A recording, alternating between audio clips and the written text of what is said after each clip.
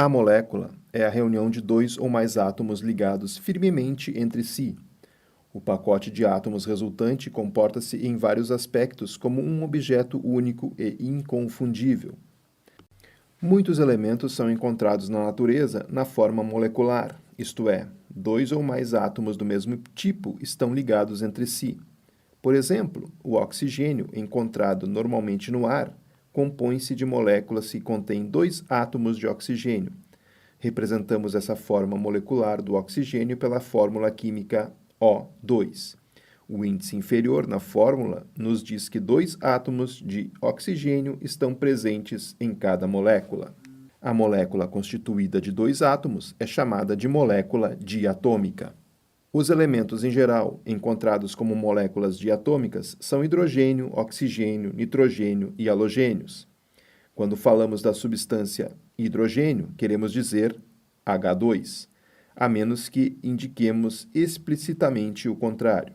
De maneira análoga, quando falamos oxigênio, nitrogênio ou qualquer halogênio, estamos nos referindo a O2, N2, F2, Cl2, Br2 ou I2. Uma molécula de água, por exemplo, constitui-se de dois átomos de hidrogênio e um átomo de oxigênio.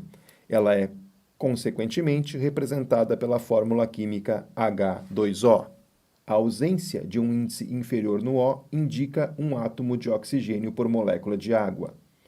Outro composto constituído desses mesmos elementos, em diferentes proporções relativas, é o peróxido de hidrogênio, ou água oxigenada, H2O2.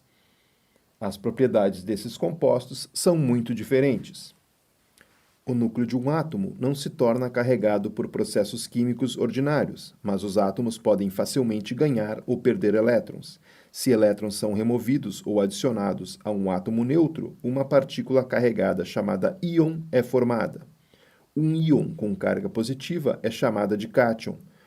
O átomo de sódio, por exemplo, que tem 11 prótons e 11 elétrons, perde facilmente um elétron. O cátion resultante tem 11 prótons e 10 elétrons. Logo, apresenta carga líquida de 1+.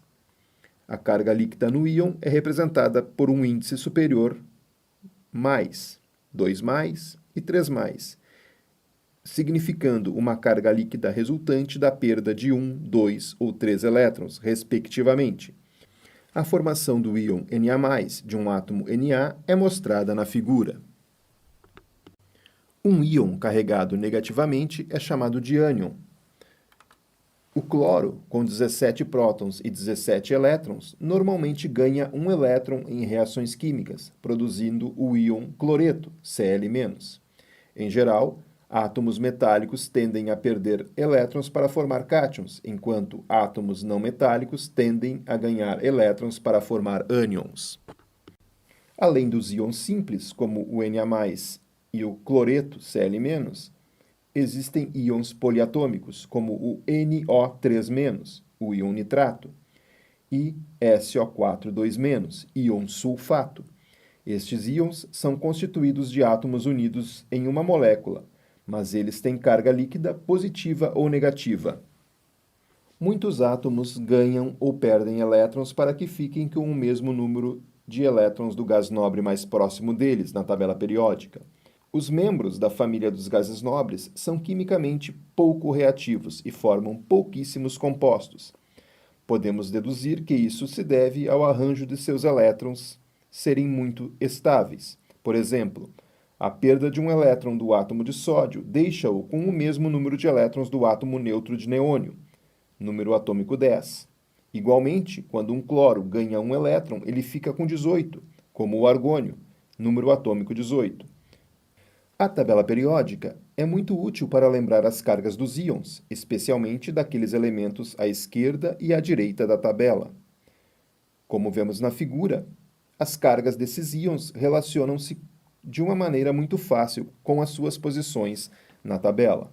No lado esquerdo da tabela, por exemplo, os elementos do grupo 1A, os metais alcalinos, formam íons 1+, e os elementos do grupo 2A, os metais alcalinos terrosos, íons 2+. Do outro lado da tabela, os elementos do grupo 7A, Os halogênios formam íons 1-, e os elementos do grupo 6A, íons 2-. Grande parte da atividade química envolve a transferência de elétrons entre substâncias. Íons são formados quando um ou mais elétrons se transferem de um átomo neutro para outro. A figura mostra que quando sódio elementar reage com cloro elementar, um elétron é transferido de um átomo de sódio neutro para um átomo neutro de cloro. Temos, afinal, um íon sódio mais e outro cloreto, Cl-. Entretanto, partículas com cargas opostas se atraem. Dessa forma, os íons sódio mais e cloreto ligam-se para formar o cloreto de sódio, NaCl, mais conhecido como sal de cozinha. O cloreto de sódio é um exemplo de composto iônico, que contém tanto íons carregados positiva quanto negativamente. De maneira geral, podemos dizer se um composto é iônico, constituído de íons, ou molecular, formado por moléculas, a partir da sua composição. Normalmente, cátions são íons metálicos, enquanto ânions são íons não metálicos. Consequentemente, compostos iônicos são, em geral, combinação de metais e não metais, como em cloreto de sódio, NaCl. Em contraste, compostos moleculares são quase sempre constituídos somente de não metais, como na água, H2O. Esta figura ilustra os elementos essenciais para a vida. Mais de 97% da massa da maioria dos organismos é atribuída apenas a 6 elementos: oxigênio, carbono, hidrogênio, nitrogênio, fósforo e enxofre. A água, H2O, é o composto mais comum nos organismos vivos, respondendo por no mínimo 70% da massa da maioria das células. O carbono é o elemento mais presente por massa nos componentes sólidos das células. Átomos de carbono são encontrados em grande variedade de moléculas orgânicas, nas quais os átomos de carbono estão ligados a outros átomos de carbono, ou a átomos de outros elementos, principalmente hidrogênio, oxigênio, nitrogênio, fósforo e enxofre. Além disso, mais 23 elementos foram encontrados em diversos organismos vivos. 5 são necessários a todos os organismos: cálcio 2+, cloreto, magnésio 2+, potássio+, e sódio+. Íons de cálcio, por exemplo, são necessários para a formação óssea e pela transmissão de sinais no sistema nervoso, como os que provocam a contração dos músculos cardíacos, fazendo o coração bater.